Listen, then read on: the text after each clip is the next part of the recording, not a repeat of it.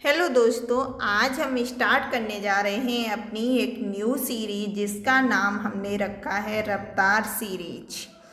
इसमें हम डिस्कस करेंगे medical laboratory technology regarding multiple choice questions जो एंट्रेंस एग्जाम में पूछे जाते हैं। इस रफ्तार सीरीज में डेली कुछ ना कुछ क्वेश्चंस डिस्कस करेंगे और ये जो क्लास होगी वो लैब रिलेटेड एग्ज़ाम्स के लिए इम्पोर्टेंट होगी, चाहे वो एग्ज़ाम एम्स के थ्रू हो, पीजीआईमर के थ्रू हो, जिपमर हो या अदर स्टेट लेवल का एग्ज़ाम हो। ये सारे लैब रिलेटेड एग्ज़ाम्स के लिए इम्पोर्टेंट रहेगी। तो ये क्लास स्टार्ट करने से पहले कुछ मोटिवेशन थॉट से ये क्लास स्टार्ट करेंगे। हौसला दो किसी की टूटती हुई उम्मीदों को, हौसला दो किसी की टूटती हुई उम्मीदों को, सहारा दो किसी के थकते हुए कदमों को।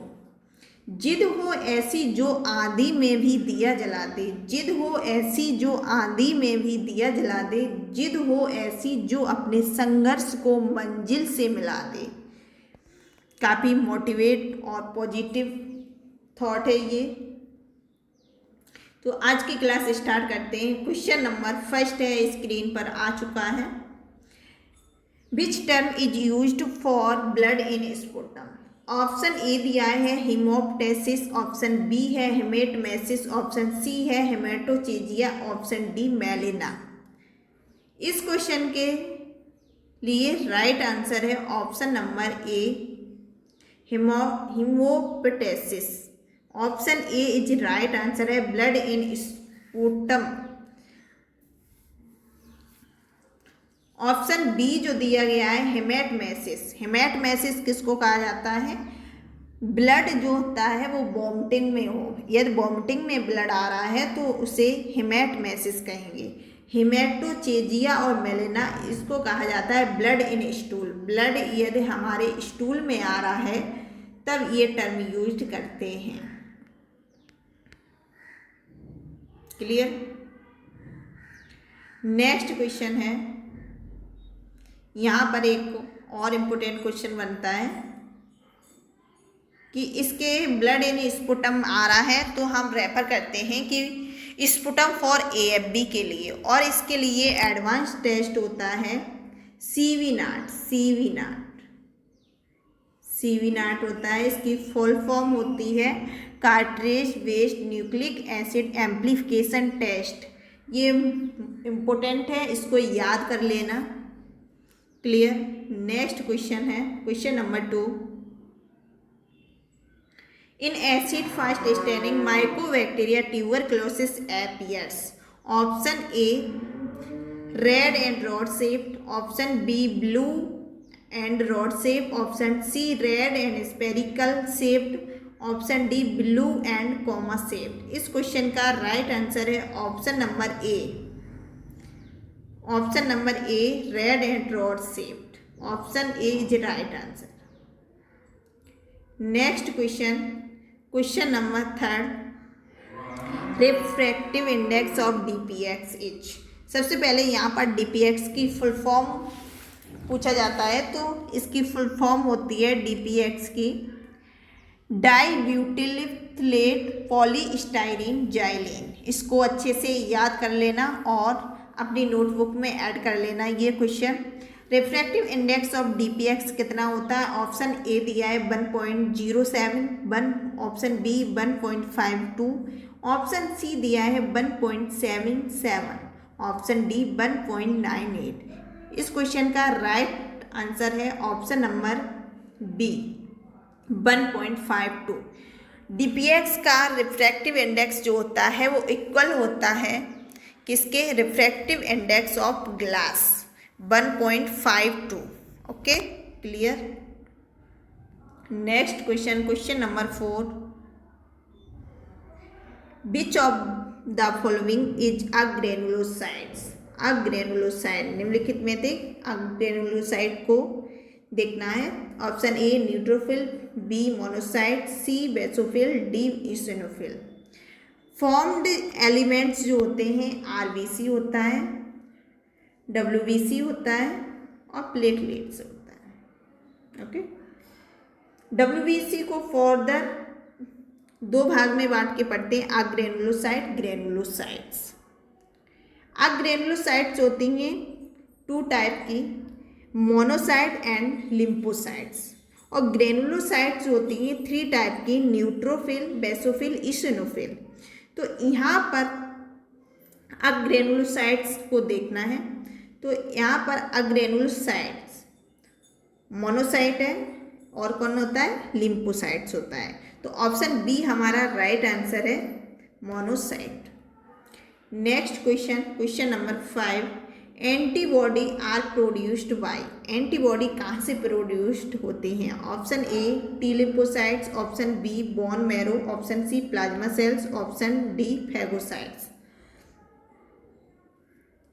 एंटीबॉडी जो होता है वो इम्यूनोग्लोबुलिन्स होते हैं, ठीक है। और इम्यूनोग्लोबुलिन्स जो होता है वो प्रोटीन होता है, और ये इम्यूनोग्लोबुलिन्स जो होते हैं वो प्रोटीन्स होता है। ग्लोबुलिन जो होता है वो बाय यानी कि गामा ग्लोबुलिन एंटीबॉडी में होता है।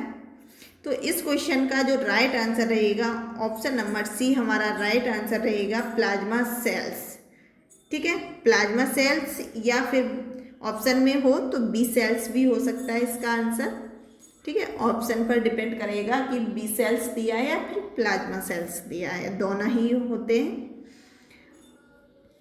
ऑप्शन नंबर, क्वेश्चन नंबर 6 है, fastest method for protein separation. Option A ion exchange chromatography, option B western blotting, option C RT-PCR, option D HPLC। तो इस क्वेश्चन का राइट आंसर होगा option number D. Option number D हमारा right answer होगा, HPLC।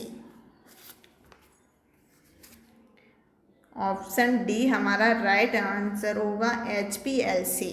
HPLC की full form भी पूछा जाता है तो हाई परफॉर्मेंस लिक्विड क्रोमेटोग्राफी होता है। Okay, clear. नेक्स्ट देखते हैं question number 7, method of haemoglobin estimation. Method of haemoglobin estimation involve use of copper sulfate is based on option A presence of iron, option B presence of fetal hemoglobin, option C specific gravity, option D oxyhemoglobin। इस question का right answer है option number C is right answer है, specific gravity. Next question, question number 8, sweet chloride test is used for diagnosis। Option A dengue, option B HIV, option C hepatitis B, option D cystic fibrosis. इस question का भी right answer है option number D, cystic fibrosis. Sweet chloride जो test होता है use किया जाता है for diagnosis of sciatic fibrosis. Next question, question number 9, plastic while contaminated with blood should be discarded in option A yellow color bag, option B red color bag, option C green color bag, option D blue color bag। तो जितने भी plastic वाइल्स होते हैं वो किस में discard करेंगे, red colour bag में, रेड कलर बैग में। ऑप्शन नंबर बी हमारा राइट आंसर है। नेक्स्ट क्वेश्चन काफ़ी बार ये एग्जाम्स में पूछा गया है, काफ़ी क्वेश्चन ऐसे हैं इस क्लास में जो बार बार रिपीट हो रहे हैं एग्जाम्स में। Black water fever is complication of, black water fever, एक होता है ब्लैक वाटर फीवर, एक होता है black fever. Black water fever होता है plasmodium falciparum. Okay, option number B है इसमें आंसर भी, प्लाज्मोडियम फैल्सीफेरम। और एक होता है ब्लैक फीवर। ब्लैक फीवर जो होता है,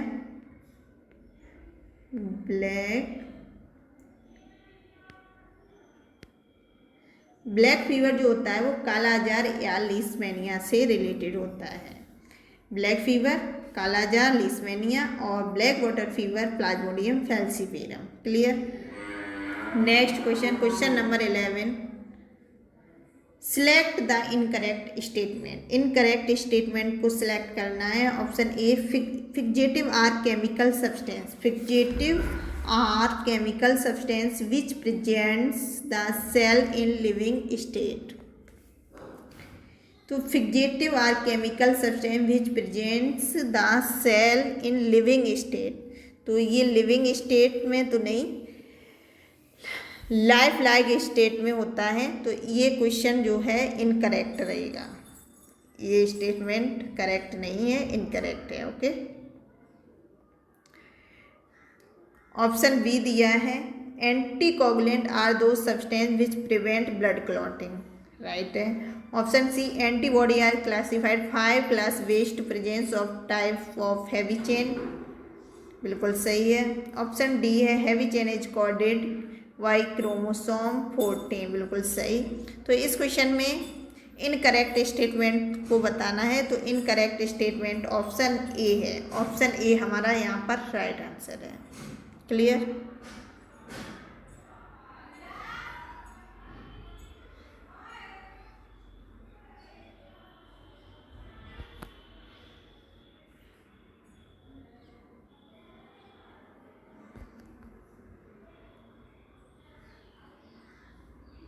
next question number 12, which of the following cocci are present in cluster.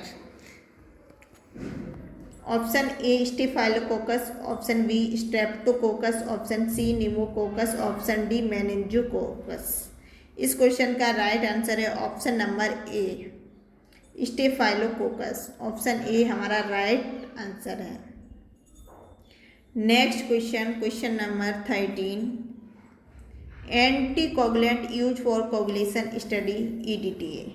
Option A, EDTA। Option B, heparin. Option C, trisodium citrate. यहाँ पर टाइप नहीं हुआ, साइट्रेट भी होता है, ट्राइसोडियम साइट्रेट पूरा नाम होता है। Option D, double oxalate. तो इस क्वेश्चन का राइट आंसर है option number C, trisodium citrate. Option C is right answer है।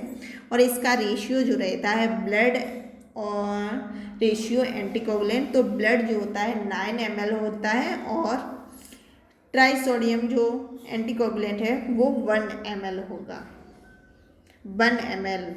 ओके। ESR के लिए ब्लड जो होगा 4 ml होगा और उसमें भी ट्राइसोडियम एंटीकोगुलेंट यूज किया जाता है और ब्लड जो होगा वो 4 ml होगा और एंटीकोगुलेंट जो होगा वो 1 ml रहेगा। क्लियर। नेक्स्ट क्वेश्चन है question number 14, select the incorrect statement. A, acid first stand was discovered by Paul Ehrlich. बिल्कुल सही है statement. Option B, first vaccine of world was given by Edward Jenner.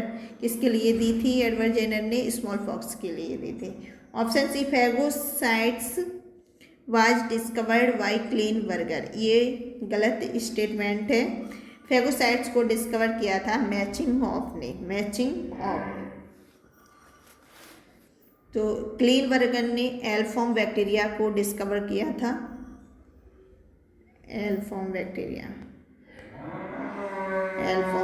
को discover किया था और phagocyte को discover किया था मैचिंग ऑफ ने। ठीक है। ऑटोक्लेव बाय डिस्कवर्ड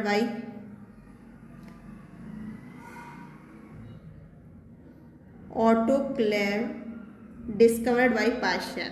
तो ऑटोक्लेव यानी कि स्टेरिलाइजेशन में ऑटोक्लेव, हॉट एयर ओवन और स्टीम स्टेरिलाइजेशन को डिस्कवर किया था पाश्चर ने। तो इस क्वेश्चन का राइट आंसर हमें देखना है कौन सा है इनकरेक्ट स्टेटमेंट। तो ये phagocytes was discovered by Kleinberger. Option number C हमारा राइट आंसर है। Next question number 15, causative agent of malaria is a. एक होता है कॉजेटिव और एक होता है vector. Causative, vector. Okay. Causative means cause, जो कॉज करता है। वेक्टर ट्रांसमिट करता है। यहाँ पर पूछा गया है कॉजेटिव एजेंट ऑफ मलेरिया, तो यहाँ पर option A bacteria, option B virus, option C mosquito, option D parasite. इस क्वेश्चन का राइट आंसर है option number D. Causative agent of malaria कौन है? पैरासाइट है, पैरासाइट। और पैरासाइट में भी कौन सा होता है? प्लाज्मोडियम होता है।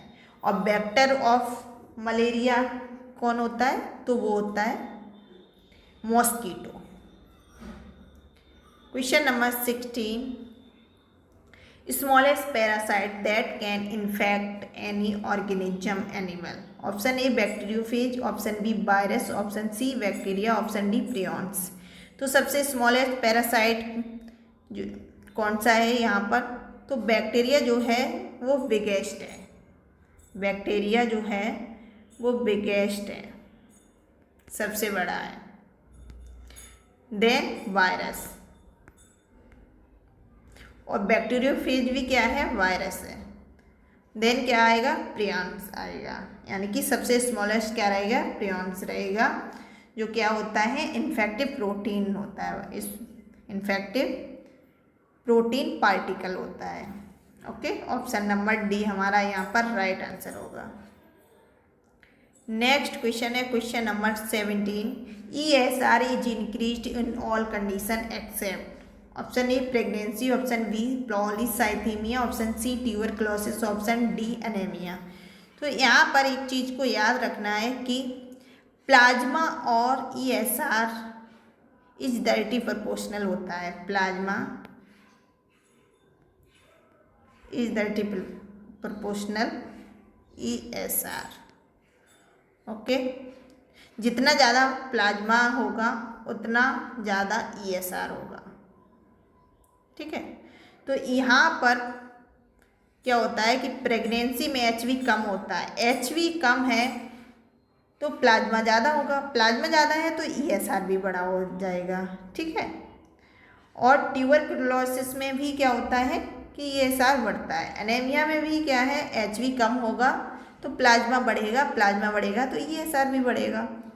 पॉलीसाइथेमिया में क्या होता है? यहाँ पर RBC इंक्रीज होता है, RBC इंक्रीज हो रहा है तो प्लाज्मा कम रहेगा, और प्लाज्मा कम रहेगा तो ESR भी कम रहेगा।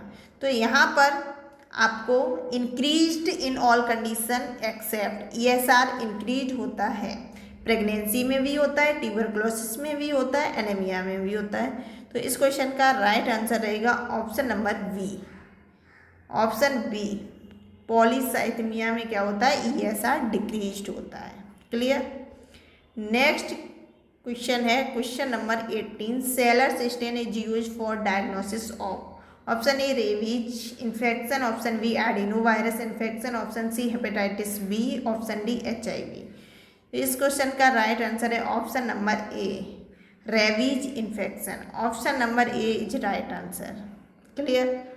नेक्स्ट क्वेश्चन है क्वेश्चन नंबर 19, इन बैक्टीरिया स्पोरुलेशन, यहाँ पर यू है, ओके, टाइप में थोड़ा मिस्टेक है। Sporulation occurs in option A lag phase, option B log phase, option C stationary phase, option D decline phase. तो स्पोरुलेशन जो होता है वो स्टेशनरी फेज में होता है। ऑप्शन नंबर सी हमारा राइट आंसर रहेगा। यहाँ पर SS से आप याद रख सकते हैं, S for sporulation, S for stationary phase. Clear. Next question और इस क्लास का लास्ट क्वेश्चन है ये question number 20, negative staining is used for demonstration of. Option A mycobacteria, option B corynebacteria, option C bacterial capsule. Capsule, capsule का meaning capsule, bacterial capsule. Option D motility of bacteria. तो यहाँ पर negative stain is use for demonstration of bacterial capsule. Option number C हमारा right answer है। Clear.